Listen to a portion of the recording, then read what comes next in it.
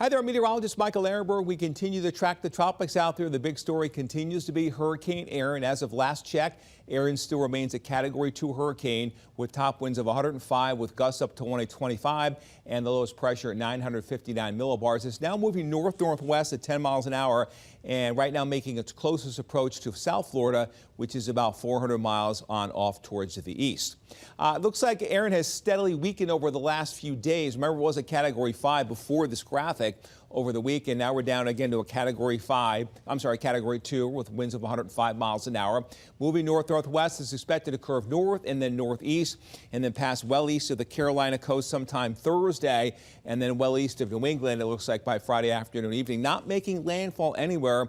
That is certainly good news. In a series of upper-level troughs, the latest one moving off the New England coast and weakening high pressure. We have both these weather systems steering Erin tightly off to the north and northeast. Spaghetti models are in very tight, excellent agreement.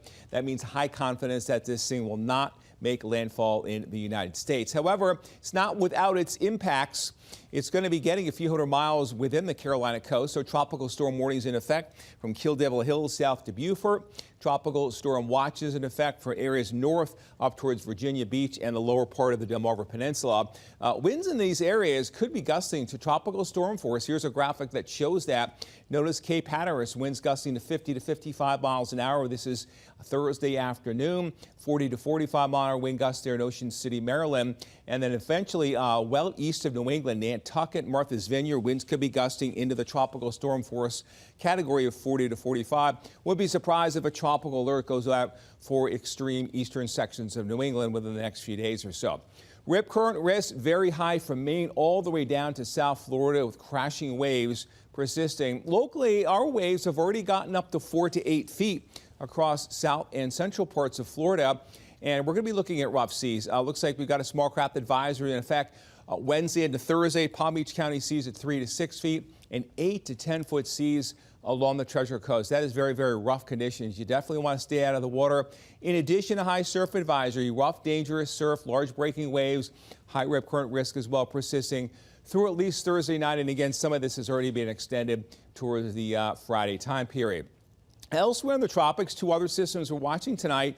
This system right here has a 60% chance of becoming a depression within the next few days. Right now, it looks like it's destined to kind of curve off towards the northwest and north and take a similar path to Erin, possibly even further east than that. And we're also watching this tropical wave off of the African continent. This could turn into a possible short-lived depression in the next few days, but then after that, conditions are unfavorable for development as it moves west at 15. Spaghetti plots, interestingly, do show it moving off to the west, but then they all kind of lose it well down in this area. So we're watching those two areas. Right now, they don't look like there are any immediate threat, if at all, to the United States, but they do bear watching because they're just in their development stages. And of course, the hurricane season is ramping up to the peak on September 11th. And as you can see, between now and late October, Florida has had all kinds of impacts. So we'll keep you posted. Again, the next several weeks will probably be busy in the hurricane season.